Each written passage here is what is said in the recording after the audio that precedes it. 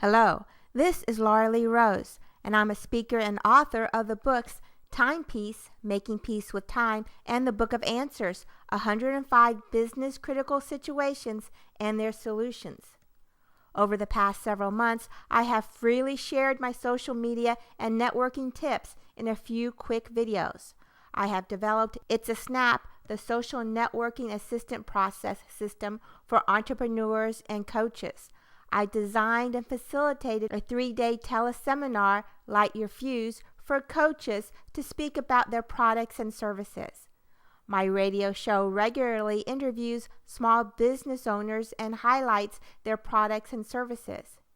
Since then, I have received several follow-up questions about how small business owners can better succeed. I have bundled some of these questions into this quick video on the 3 dangerous trends smart business owners face that drain their time, energy, and profits. We are all very busy and our time is valuable, so let's get right to it. The 3 dangerous trends smart business owners face that drain their time, energy, and profits are creating to-do lists, deliberately separating business and family activities, and doing the things that made them successful in the first place. The to-do list is the death of the small business owner. Our to-do list often has a mixture of little tasks and big picture goals. There's nothing on that list that we cannot do ourselves. Yet, we often feel overwhelmed when we continue to review and add to the list. The act of constantly prioritizing the backlog is relentless as it is useless. Since the list is constantly changing, the things that you thought were important yesterday may not be important today. So the act of prioritizing the list is ineffective. We often get so frustrated that we lose or rip up the current list and start all over again. While ripping up the list does provide a temporary relief, it doesn't really help move us forward in our business. And because we're so overloaded with the busy, tedious daily activities, we don't have the space or freedom to execute on our exciting, bigger plans. We will now talk about some typical to-do items that actually sabotage us. Hiring a virtual assistant.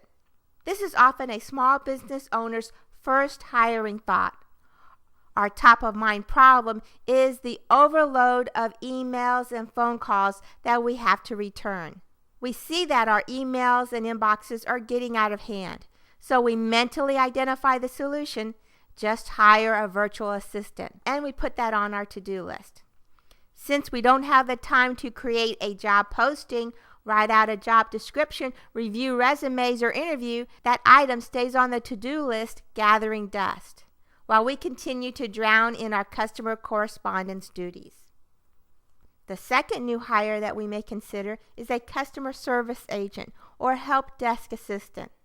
We often realize that we need to continue to generate leads and follow up on those leads.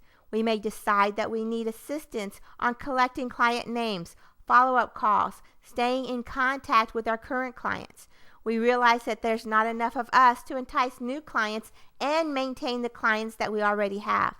So we add hire a customer service agent to help us grow our company. The problem with this is the same as the previous hire a virtual assistant. We wait until we have the time and money to hire those people, but we really haven't actually budgeted for new staff. We probably don't have a budget identified in general.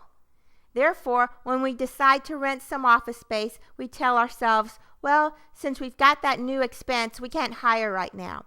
Or, since we spent money on traveling to this marketing and training event this month, we need to wait to hire staff right now.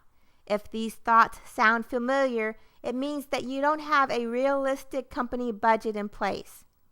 Reality is that current normal expenses should not really have an effect on your staffing goals.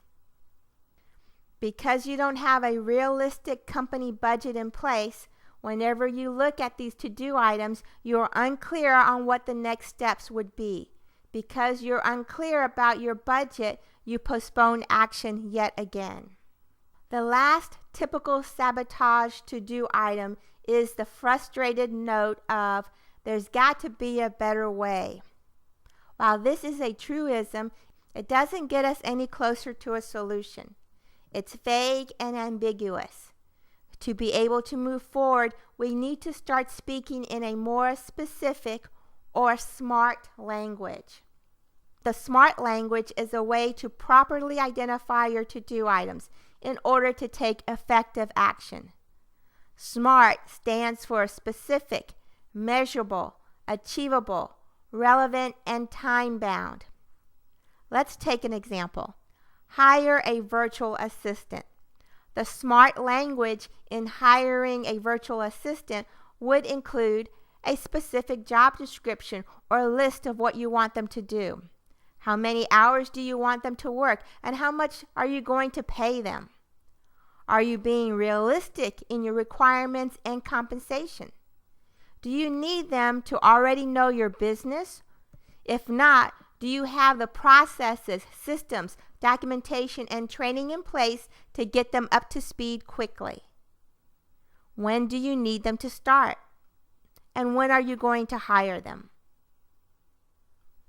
Okay, now that we know that the problem is the to-do list, what is the solution? The simple solution to the to-do list dilemma is the calendar. Once you have described your next steps in your SMART language, do not place them on your to-do list. Instead, put them in your calendar. For example, the action that you want to solve is, "There's got to be a better way." The first step is to schedule time on your calendar to determine your budget for a system business expert or coach. The second step is to schedule a discovery call with a systems business expert. Directly put these things in your calendar with a date and time. Now you are free to do other things until that day or time arrives. The second dangerous trend is deliberately separating business and family. We often bring the conventional business workplace mentality of 9 to 5 into our own small businesses.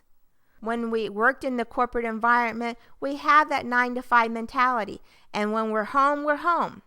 We thought of work as work and family or pleasure as separate. But we tend to forget that we chose this business because we enjoy it. It's our passion and purpose. So this business should actually be a pleasure.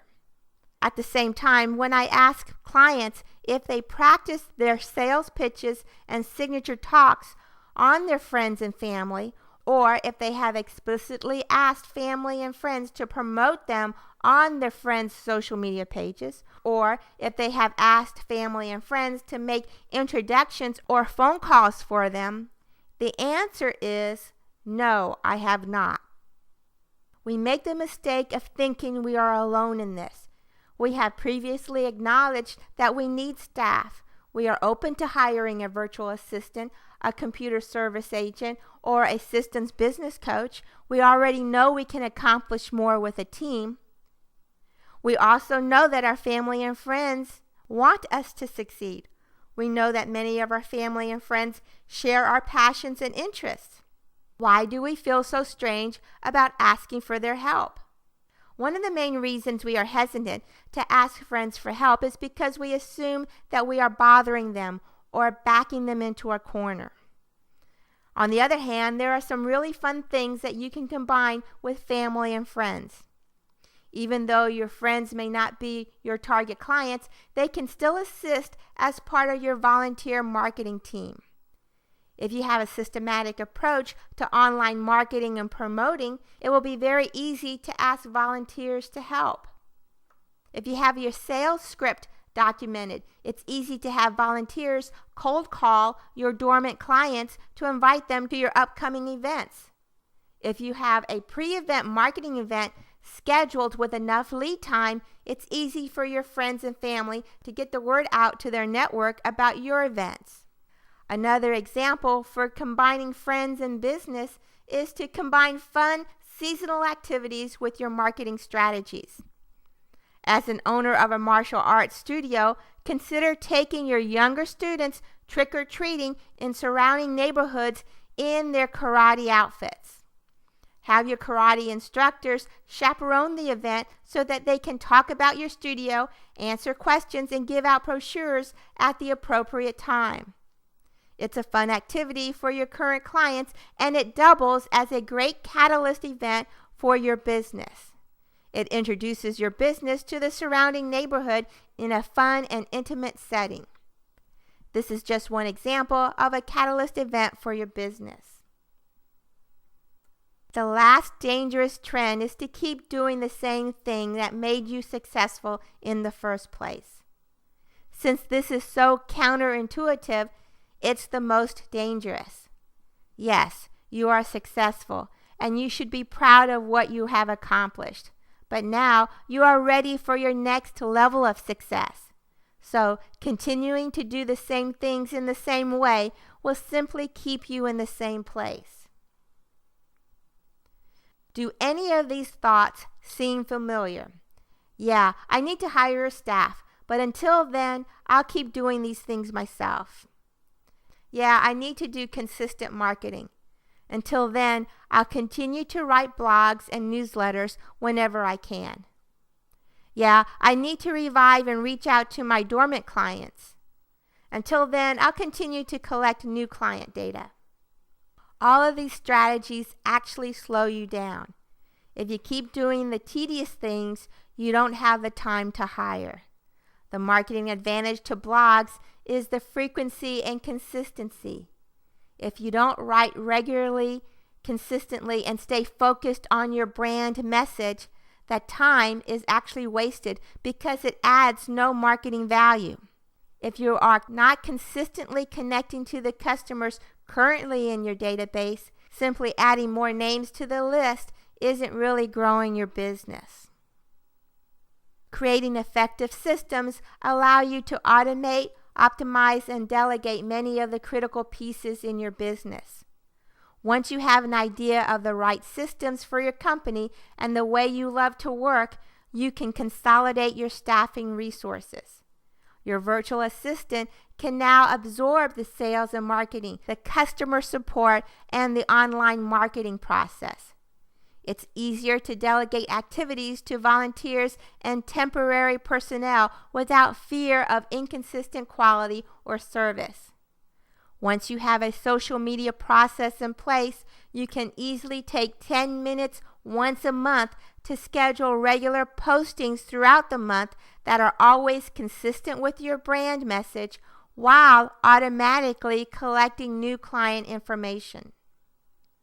Hi, my name is Laura Lee Rose. I'm a speaker and author, and I'm an expert in time and project management. I help busy professionals and entrepreneurs create effective systems so that they can comfortably delegate to others, be more profitable, and have time to enjoy life, even if they don't have the time to learn new technology or train their staff. I have a knack for turning big ideas into on-time and profitable projects. At the end of the day, I give people peace of mind. It's easy to set up a discovery call.